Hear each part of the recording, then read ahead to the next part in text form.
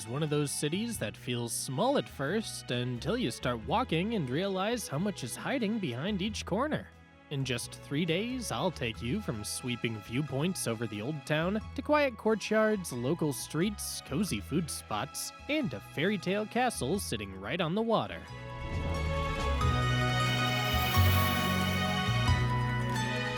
And stay with me till the end, because I'll share the kind of insider tips that are hard to find online, but can make your trip so much easier. Let's get into Vilnius.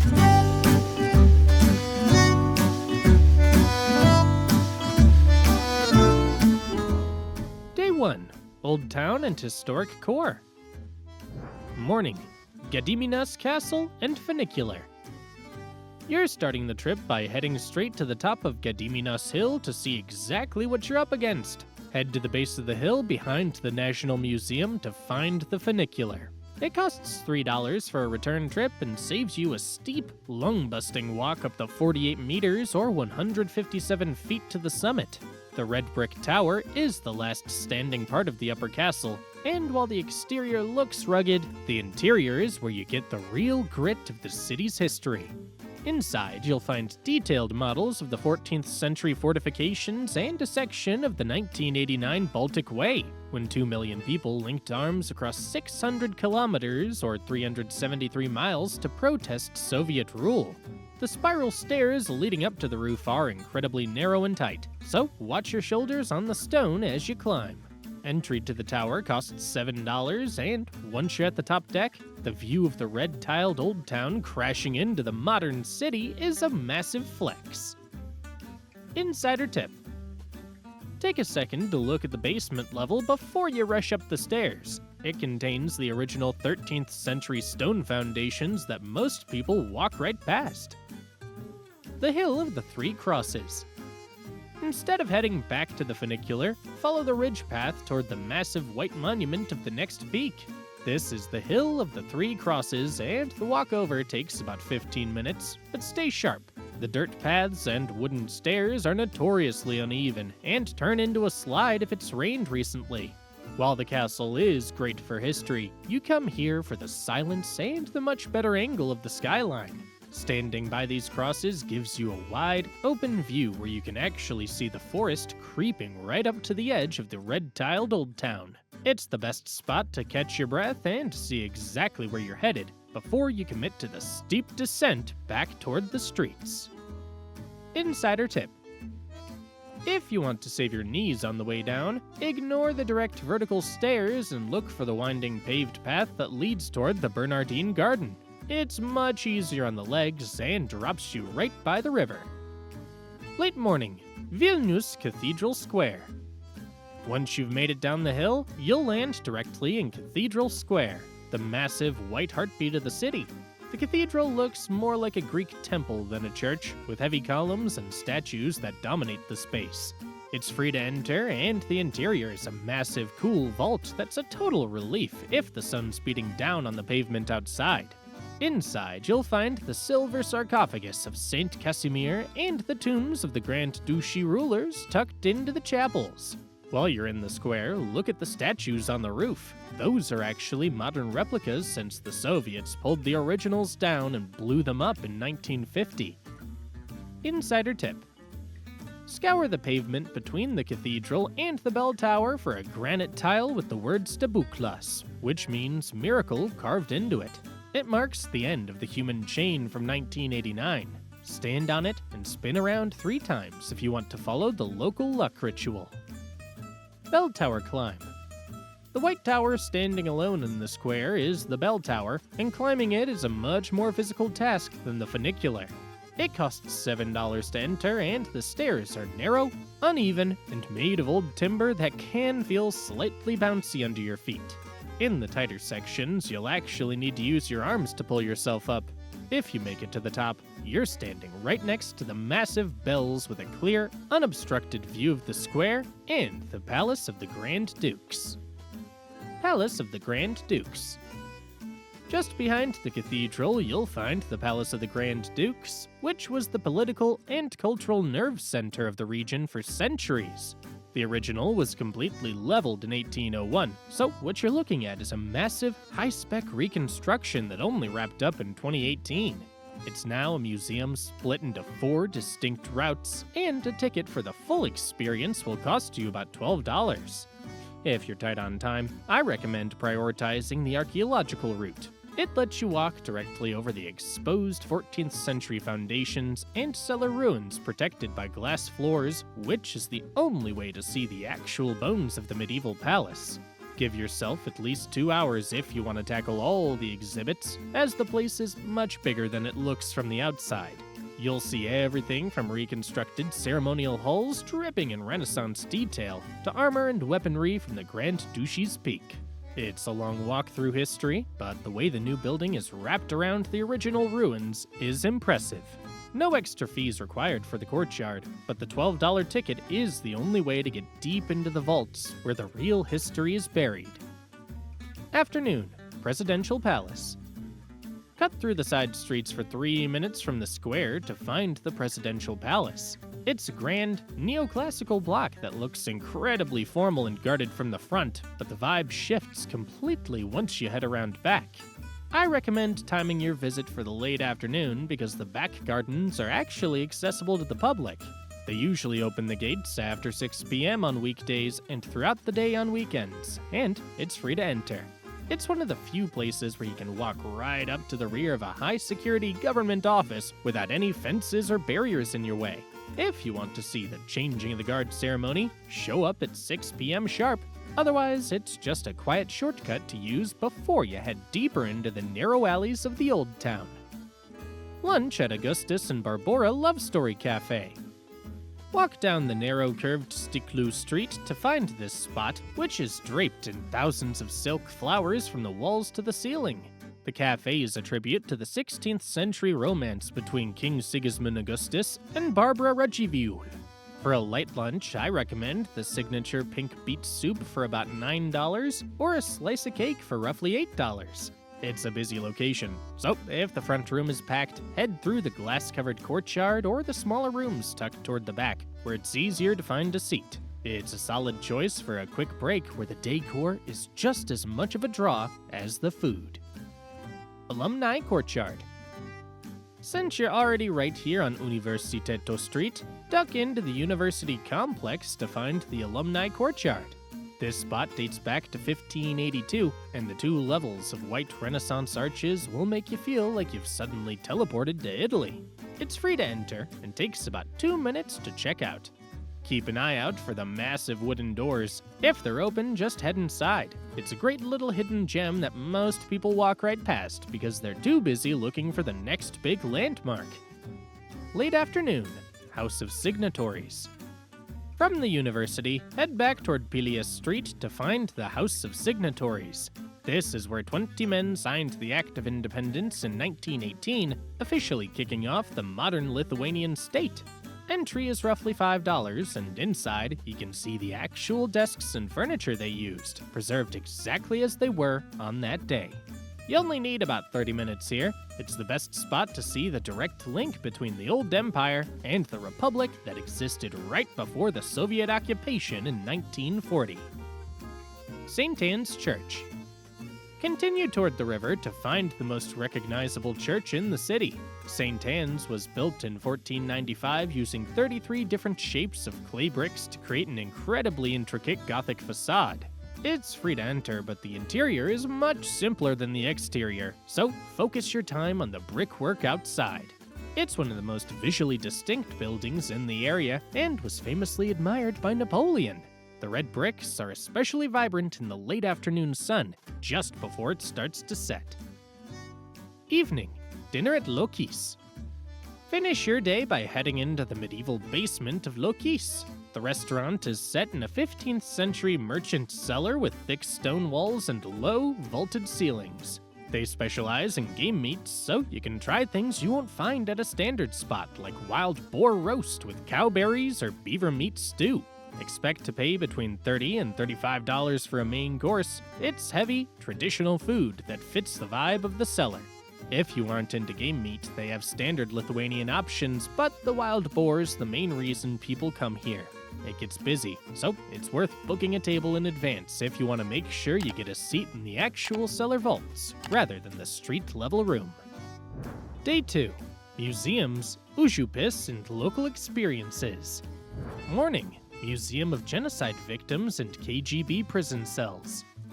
Start your second day at the former KGB headquarters right at 10 a.m. when the doors open. This massive stone building served as the nerve center for the Soviet occupation between 1940 and 1991, and if you look closely at the exterior foundation, you can see the names of victims carved directly into the granite.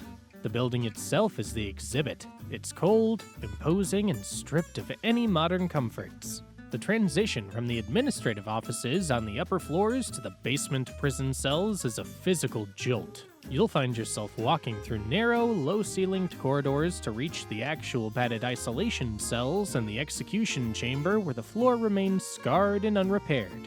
It's a necessary, unflinching look at the resistance movement that requires your full attention.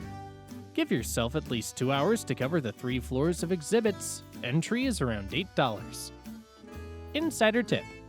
Head to the very back of the basement level to find the room housing confiscated partisan radio equipment and forged documents. It's a grounded technical look at how the underground resistance actually operated that many people overlook after seeing the cells. Late morning, the greenhouse.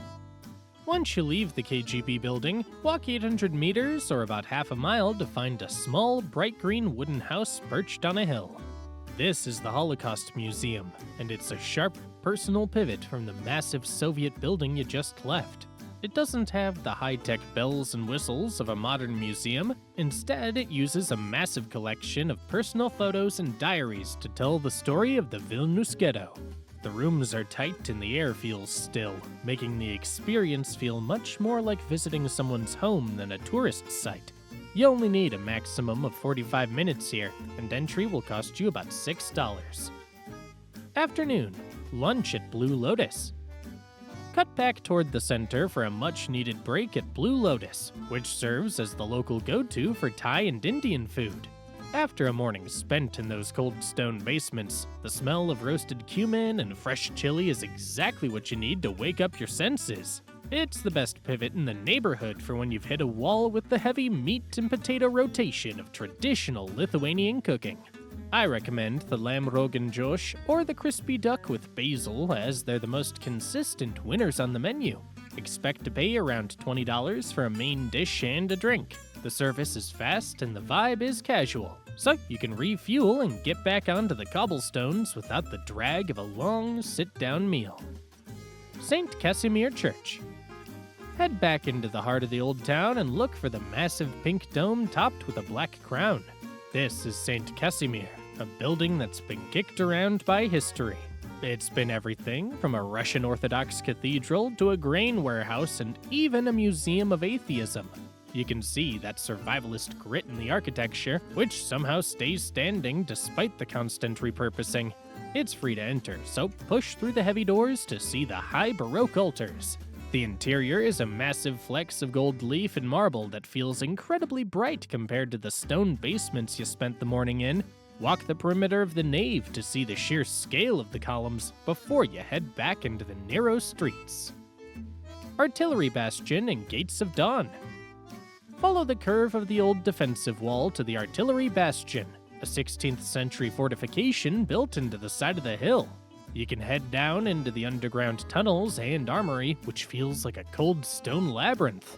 Entry is $6.50. Give it an hour, then walk 400 meters or a quarter mile to the Gates of Dawn. This is the last remaining piece of the city's original 16th century wall. As you walk through the archway, look up at the open window to see the gold-covered icon of the Virgin Mary. You can see people stopping to pray right in the middle of the sidewalk. It's the most sacred, high-energy spot in the city and has been for 500 years. Late afternoon, street art in Užupis. Cross the bridge over the Vilnia River and you're in the Republic of Užupis, an independent district with its own flag and anthem. The streets over here are less polished and much more chaotic than the old town. Forget the map and just follow the riverbank to find the bronze mermaid tucked into the stone wall and the rotating art installations near the incubator. Walk up to Paupio Street to read the Constitution plaques on the wall, which cover everything from the right to be unhappy to the rights of the local cats. It's a free, winding walk that lets you see the crumbling, creative side of the city. Give yourself about an hour just to wander the back alleys. Evening, dinner and cocktails at Gray. Finish your day at Gray, which sits right where the Old Town opens into the Cathedral Square. The space is built with industrial concrete and floor-to-ceiling glass, giving you a direct view of the bell tower as the city lights kick in. This is modern Lithuanian cooking without the kitsch. I recommend the slow-cooked beef cheeks or the catfish with roasted vegetables, which are real standouts on the menu. A full meal will run you about $30. It's a loud, busy spot where you can grab a seat at the bar and watch the street through the glass while the staff mixes drinks. Insider tip. Before you settle in for the night, make sure you've walked the path outside the artillery bastion. This is a flat grassy area along the defensive wall where you can see the entire span of the red rooftops of the Old Town for free without needing a museum ticket. Day 3. Trakai Castle and Lakeside Town. Morning. Trakai Karaim Traditional Houses Walk. Ready to get out of the city? For your last day of exploration, I'm taking you west to the lakeside town of Trakai. The drive or train ride takes about 30 minutes, landing you in a place that feels completely detached from the stone streets of Vilnius. As you arrive, before you head toward the castle, start your morning on the main road, Kadaimu Street. This stretch of town is lined with old wooden houses painted in bright yellows and greens. These buildings belonged to the Karaim people, a Turkish group brought here in the 14th century to serve as the Grand Duke's elite bodyguards.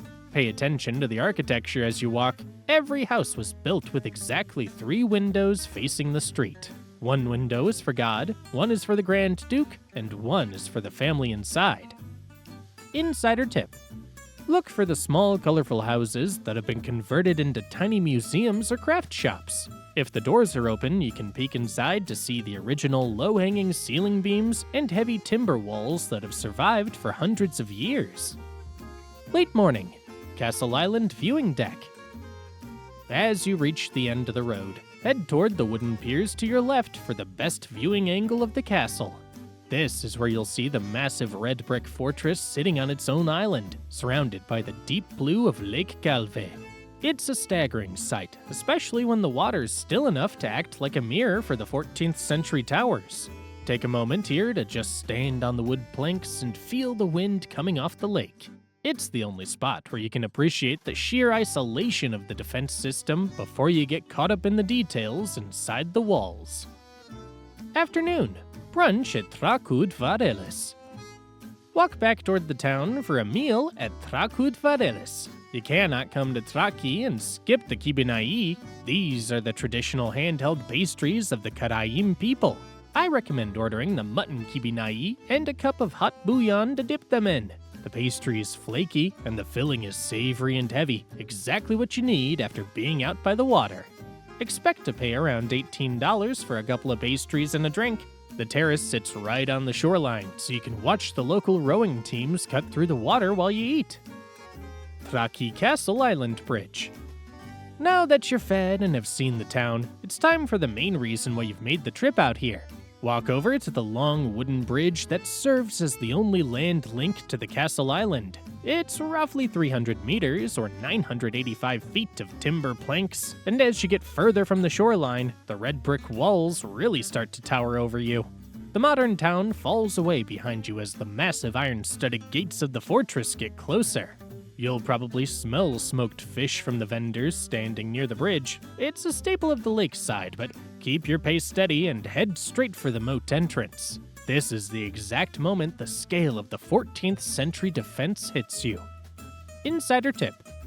If you see people gathered at the midpoint of the bridge, they're usually looking for the large schools of fish that hang out in the shadows of the wooden pilings. It's worth a 30-second pause to look over the railings before you head to the main gate. Evening, castle courtyard and interior. Once you step into the central courtyard, it becomes clear why this place was never conquered by the Teutonic Knights. The scale of the field stones and red bricks is massive, and standing in the center of the residence of the Lithuanian Grand Dukes gives a real sense of the power once held here. It feels less like a sterile museum and more like a high-stakes fortress built for survival. Head into the Ducal Palace to explore the rooms. The collection is diverse, ranging from heavy medieval crossbows and chainmail to delicate 18th century porcelain and coins recovered directly from the castle floor during excavations. It's a sharp contrast between the brutal military history and the refined life of the nobility. The stairs are a challenge. They're steep, narrow, and carved from old stone, so take it slow when moving between the galleries. Set aside about an hour and 30 minutes to explore the vaulted halls and the various hidden passageways. Entry is $12. Insider tip: look past the display cases and check the walls. In several rooms, fragments of the original 15th century frescoes are still visible. They're fading, but they offer a glimpse into how decorated and lived in these stone halls actually were. Evening. Dinner at Maisto Oaze Terrassa. For your final dinner, head to Maisto Oaze Terrassa on the main strip. I recommend grabbing a seat on the terrace right as the sun goes down. Once the spotlights kick in, the castle across the water turns into a glowing orange silhouette against the dark lake. It's the best view you'll get without being on a boat. I recommend the ox cheeks or the grilled pork neck. A full meal with a drink will run you about $25. It's a busy local spot where you can sit and watch the water while the staff works the grill. If you're burnt out on local food, walk a few minutes to Pitosmani. Lithuania has a massive obsession with Georgian cuisine. You'll see these restaurants everywhere, and this is one of the best spots to try it. The wood-fired ovens here stay busy, and the atmosphere is always lively with people coming in for big family-style meals. I recommend ordering the Ajaruli Hachapuri or the Mitzvadi. Expect to pay between $25 and $30 for a massive spread. Useful info for spending 3 days in Vilnius. Best time to visit Vilnius. Late spring through early autumn, roughly May to September, is when Vilnius is easiest to explore.